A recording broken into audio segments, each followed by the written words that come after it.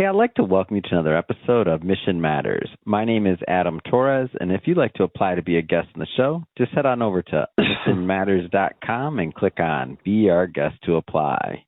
All right, today's a very special episode. We're bringing back onto the show Stephen Meade. He's founder of Big Bamboo LLC, and for those that have been watching and following the series for a long time, this is part of our Milken Global Conference coverage series where we bring you the best of those that attend to the conference, that are speakers, that are VIPs, that are on panels, and really all of the above. So first off, Stephen, welcome back to the show. Thank you, Adam. Always a pleasure. All right, Stephen. So we've had many conversations offline, online, all the above about the Milken Conference.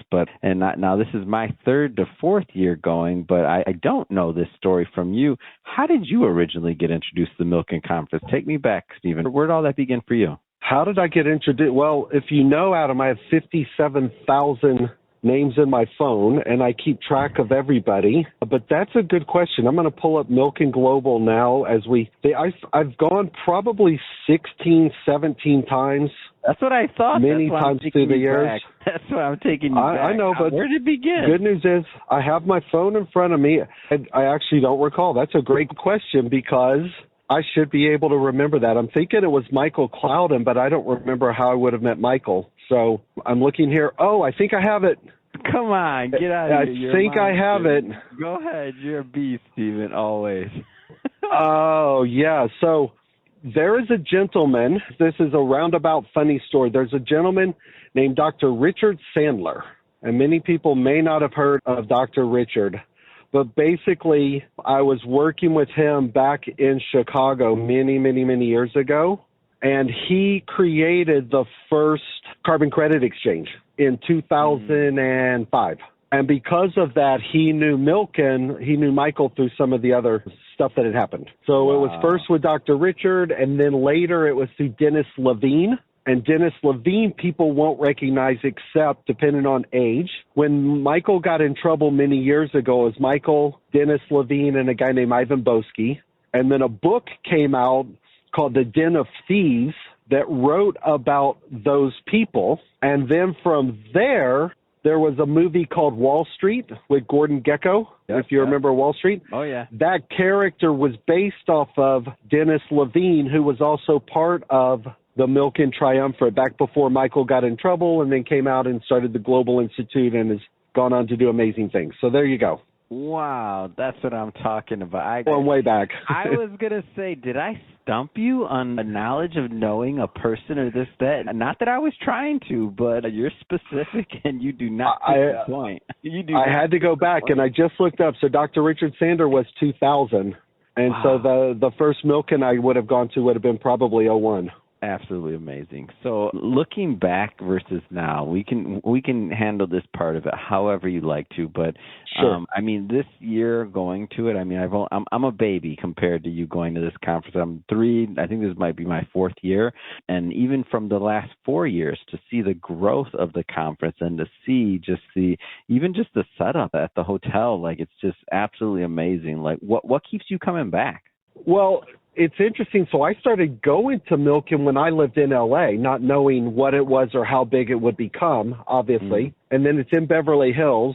Now it's odd as I live in Beverly Hills, so I could walk there if I wanted to, but I don't. It's 12 minutes. Nobody in L.A. walks 12 minutes. That's true. But the level of people and attendees has always been fascinating. Through the years, the content's meandered. When Michael started Milken Institute, it was really about health and medical, because Michael had some health issues. So it was really geared towards health early on, and we had a public company for doing medical records in 2002. So we were super early before medical records came online. We were doing medical records when nobody believed it would work, and in 2002 it didn't. Many years later, it did. But that was how I first got introduced on Milken, was through the medical side. And then it's gone through not entertainment, but education. It's always been called the Milken Global Institute. It was never financial, but it turned into a really top-tier financial one. So, and I have a saying, Adam, that consistency builds credibility.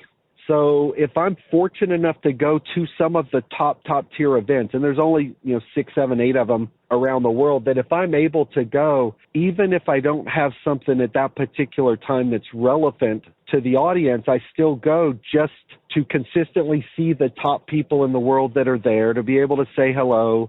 Mm-hmm. It helps sometimes to see people for 3 or 4 or 5 years and never ask them for anything. Mm-hmm. So if the opportunity arises where you can help them or you do have something of value, then you've got that consistency by always attending. Yeah. And so I'm fortunate. I've done Milk in LA, Milk in Abu Dhabi several times, and now we just were on the phone a couple of days ago to help start formatting for Milk in Singapore, so the Asia Summit. I haven't been to yet, but I will attend this year. Amazing. You mentioned 6, 7, 8 top conferences or events. What are some of your top? If I throw them off the top of my head, so Milken Global, obviously. Yep. Yeah, Milken is one. FII, Future Investment Initiative, Richard Attias and the group out of Saudi, who's now expanded to Miami. Horasis Global with Frank Juergen. Frank's big Horasis Global event's coming up in October in Sao Paulo. Frank, in his early days, worked with Klaus Schwab at Davos, and Klaus really wanted to go. Davos isn't technically Davos. It's technically the World Economic Forum. It gets conflated. But Klaus worked, Frank worked with Klaus at WEF, World Economic, and Klaus went economic, and Frank went off to start Horasis Global, which turned in much more government political. And so I love what Frank does differently is he does something similar to what used to be one of my top 10, but isn't around anymore. They're kind of trying to make a comeback, which was Clinton Global Initiative. Frank does what Frank does at Horasis is all the attendees it's invitation only. It's smaller. It's about 1,000 to 1,100 people, but all the attendees, if they want to, end up on a panel and some sort of content. So everybody's participating in the event, and you get a little bit of stage time, which is drastically different than Milken and Davos, which were World Economic Forum, one of my top, FII, SALT with Anthony Scaramucci, Michael Bloomberg, so the Qatar Economic Forum. Bloomberg has a whole series of events around the world, but the QEF one's great. WGS, the World Government Summit in Dubai. I used to like TED. I used to put TED up there, not so much anymore. Those are the big ones. Clinton Global Initiative was the best event in the world by far in its heyday because it was completely different than any event before or even today. So it was amazing because it had an ethos that was drastically different than anything else. Wow. That's what I'm talking about. Behind the scene of what's going on with Stephen. That's what I'm talking about. These are all great conferences. I checked off a couple of them. I did FII, I did Milken, I did a couple of them. I'm like, these other ones, I'm like, man, I want to go to Brazil. I've never been. And these all I could set you up in Brazil with Frank and Horasis. That one's in October, Sao Paulo. Did you do FII Riyadh though? I think you did FII Miami. I think this year I might be going to the Riyadh one. I don't know that's certain, but I'm told that I need to be out there, so we'll see. That one, Adam, is I make my own jokes, whether they're not meant to be funny, but they're not politically correct, but politically direct. Because FII, Future Investment Initiative, with Richard and Attias in that group, FII is poignantly called Davos in the desert. Right? So they started comparing themselves to Davos. Some people are like, oh, I don't get it. Why Davos is so much bigger? And people would ask me, I'm like, well, wait a minute. I've been to both. I've been to FII Riyadh, I think 6 times now, Davos 14, 15. I don't keep track. But I said, look, people with money go to Davos, and people with money go to Davos, and they'll get invited to speak, and they're on their little pontification panels with the white badge down in the Congress Hall. And that's where you've got the big guys with money. When those guys need money, they go to Saudi. So FII is not Davos in the desert in comparison. FII is where the actual money is. It's a drastically different environment. Same level, a lot of the same people, but just the capital within the room and how it functions is dramatically different than Milken or FII or Milken or Davos. Well, speaking of capital and speaking of business, let's get into what you're up to. So let's talk about what you're working on. So green bonds and global tokenization. How do you want to tee this one up? Let's do it a little bit on the entrepreneurial side to start with, because I'm going through a rebranding on some things. You introduced Big Bamboo LLC. Thank you very much. It's great. I've had Big Bamboo LLC since probably 2005. And part of that was I was fortunate I took a couple companies public. But when I started, I didn't want to do StephenMeade.com. Here's my website. Look how cool I am. And so I was like, well, okay. So I created Big Bamboo LLC, and it was called an incubator for ideas. And the concept of incubator at that time did not exist. So I could say incubator for idea, and basically we start our own companies and build them from there. Fast forward now, many years later, the challenge is, and again, this is my entrepreneurial comment, teaching, if somebody asks you the wrong question, it's your fault. Think about it for a minute. If they ask you the wrong question, it's your fault. Yeah. If they ask you the right question and don't like what you're doing, that's okay. And what do I mean by that? My business card in my company was Big Bamboo LLC. What ended up happening was people would go, oh, so what does Big Bamboo do? Then I'm like, well, we start companies. Oh, you're an incubator. And then they're pitching me their idea. Oh, you're an incubator. Can you do that? And I was positioned improperly, and that became obvious through a lot of time at Milken and everywhere else. And so one of the things when you look at building a company and being in the right room and the name, I'm rebranding everything to Big Bamboo Global Holdings. Because it's Big Bamboo Global Holdings. Then as a holding company, I can explain what we do and how and what industries we're in, rather than being an incubator or a startup or things like that. So some of it's positioning around, the people that are asking questions. How do you frame what you do properly and not set it up where everything looks like a startup or an incubator? And so within there, as we wrote it out, again, this is more entrepreneurial, Adam, but I love this stuff. Absolutely. Big Bamboo Global Holdings is really, really, really freaking long. Like to try and type it or email it. So I own that domain, but then I did Big Bamboo GH. So now Big Bamboo GH is what my email is. It still goes to Global Holdings. So I own the whole domain name, but I thought through, if somebody's saying, hey, what's your email? I'm like, oh, Big Bamboo GH for Global Holdings. Like thinking stuff through all the way to these events of how can you be quick and efficient and what fits on your business card and how can people remember things. All of that's important. And now with my StephenMeade.com, I was telling you in the pre-setup, Adam, that I'm relaunching that as my blog. So it won't be me looking at all the cool stuff I do. Instead, it's, hey, look at all the cool stuff I've written. So that's going on now. Within there, to your question, thank you very much. Yeah, green bonds is still a big part of our portfolio, which is, in essence, helping governments and companies qualify for construction loans. A green bond is a fancy term for a construction loan. If you're going to build a stadium, $1 billion stadium, you can put the money in yourself if you happen to have $1 billion. You can raise money, or you can take out a construction loan for part of that. That construction loan in traditional terms is a loan. A green bond is a construction loan, but says you're going to build that new stadium with sustainable concrete and solar. It's a whole checklist of qualifications. So it's a fascinating industry. $30 trillion of capital is mandated into the space to be lended, and there aren't enough projects in the world that qualify. So we're not on the lending or the funding side. Our company's actually on the qualification side to help companies get qualified to access the capital.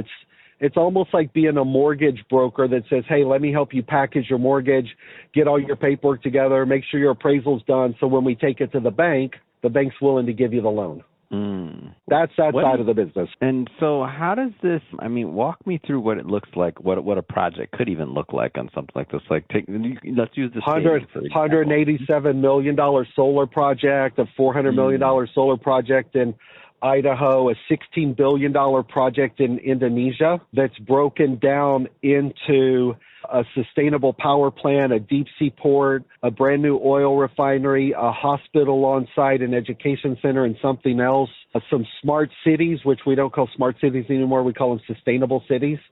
So a $4.8 billion sustainable city, it's basically 1,200 acres, and it's a whole brand new city that all these people around the world are trying to build these cities from scratch. And that city will it'll have a wave pool. This one, particular one's in Arizona. We're working on one in Brazil, but it's in Arizona, and Arizona's a desert. So it'll have a 100-acre wave pool with a big piston that drops down and creates waves going in all directions. And so technically what the project's doing, I told the guys, you're not creating a wave pool, you're creating beachfront property. So because all around this, you can have hotels with beaches and beachfront chairs and all kinds of stuff. And that city will have a hospital, a sports park, industrial park, a battery facility. It's just basically you're architecting out cities from scratch. Whoa. Yeah, it's big infrastructure projects. It's dams, it's ports, nature fisheries. It's just big stuff that people want to build around the world. How do you find these projects to work on? So interesting. The projects aren't hard. The hard part's actually getting them qualified, because governments are notoriously difficult to work with. Private companies, hard. You're trying to get them to work together. However, Adam, directly to your point, those types of opportunities, multi-billion-dollar government, big contracts, are in rooms like Milken and FII and SALT and Davos. That room isn't looking for a little project in the middle of nowhere. They're not looking for startups. They're just different worlds and different levels. And I don't always get to play in that. I'll tell another funny story, and we'll be respectful on time here, Adam. And again, none of this is name dropping. It's just to share context. I was in Davos just last year, very fortunate. I was invited by Bloomberg to QIA, the Qatar Investment Authority. We're in the room, 20 or 30 people. Mohammed, the head of the QIA Media Technology Investment Group, is there. He's being interviewed by a guy from Bloomberg, Eric, and they're talking about investing and startups. And Eric, the guy from Bloomberg, said, well, Mohammed, valuations have dropped. Like, you guys invested in that last company, and the valuation dropped from $2 billion to $1 billion. How do you handle that as a startup, as an investor? And he answered, blah, blah, blah. Afterwards, Adam, I walked up, and unfortunately, again, I know them both. They're standing there. Yeah. I turned to Eric, and I'm like, Eric, I just don't understand your questions. He goes, well, what do you mean? I turned to Mohammed. I said, Mohammed, let me ask you a question. I said, first off, only in Davos can you call something $1 billion a startup. Like, their mindset, Adam, is $1 billion is a startup. Yeah. Think about that. It's a different world. And I turned to him, I said, Mohammed, just so I don't waste your time, what's an investment parameter you look for? Like, what's the arc? What are you looking for in terms of revenue and value? Oh, Stephen, what a great question. And then Eric from Bloomberg, I wish I would have asked that question. I'm like, well, it's important because his definition of startups is a whole lot different than mine. His definition was $1 billion valuation, 300 million EBITDA, $100 million in revenue, and a $300 million minimum investment is his definition of a startup. So it helps to know your audience, it helps to know your event, and it helps to have the right projects in the right room. Because if not, it doesn't always match up. And that's where Davos has gotten really weird, is it's turned into a big startup carnival of a bunch of people running around with ideas, and that's not the audience. It's a big disconnect. Interesting. Well, Stephen, fun as always having you on the show, man. I'm excited for the next time we cross paths and the next thing we work on together. So this has been great. That being said, you mentioned you're launching StephenMeade.com again. What about socials or just your newsletter? I'm a big fan of your newsletter. Like, whenever I get one of those Appreciate it. podcasts, all the other information. Newsletter's going to go. Yeah, newsletter's going to go out. Well, StephenMeade.com will go up, but that's just going to be my articles and podcasts. That's the blog just going live under my name. Makes it easier for social. Big Bamboo LLC will be there. The new one hasn't launched yet. It'll be Big Bamboo Global Holdings or Big Bamboo GH. Yeah, so I'm still a little all over the place. It'll get better at them because I'll leave the two dangling participles. We spent time on green bonds. The two big things we're working on to launch coming up is an acquisition of a consumer brand that was one of the biggest known brands in the world years ago, and we're going to relaunch it and do collectibles. It's in the collectibles space. So we're about to launch something with gold coins, movie and entertainment collectibles, digital collectibles, sports memorabilia. That one will be fun. And then we're close to launching the Web3 DeFi platform for the next generation of Wall Street. So the next generation of global stocks for taking companies public will be on brand new DeFi platforms. And that's a 14 gajillion size market. It's 14 with a G. I don't remember what the G is, but it's something really, it's so big that ChatGPT, when I said, give me a bar chart, I'll leave you with this, Adam, and then we'll be over on time. Conceptualize this. There's 1 million cryptocurrencies in the world that are worth $1.3 trillion, more or less. So if we run even math, 1 million cryptocurrencies are worth $1 trillion if you add them all up. There's 36,000 companies in the world that have gone public on traditional exchanges, which traditionally means they have at least 10 million or more in revenue, right? They're not startups, they're not projects, they're not crypto, they're private companies. 36,000 companies in the world are public, and they're worth $109 trillion. The $108 trillion bigger than the crypto market with only 36,000 companies. Wow. But there's 5 million companies in the world that are still private with 10 million in revenue. When you do the math on that, that market is 14 gajillion. It's something with a G. It's so big that ChatGPT couldn't bring me a bar chart on. I'm like, hey, give me a bar graph, 1 million to 1 trillion, 30. They're like, we're sorry, we can't calculate that. It's too big. So that's the other one we're working on, that next time when we do this, maybe it'll be launched. Oh, my gosh. Amazing. For everybody listening to this, just so you know, we'll definitely put some links so that you can connect with Stephen in the show notes. And speaking of the audience, if this is your first time with us and you haven't done it yet, hit that subscribe or follow button. This is a daily show. Each and every day we're bringing you new content, new ideas, and hopefully new inspiration to help you along the way on your journey as well. So, again, hit that subscribe or follow button. And, Stephen, has always been a pleasure having you on the show. Thanks, Adam. Appreciate it always.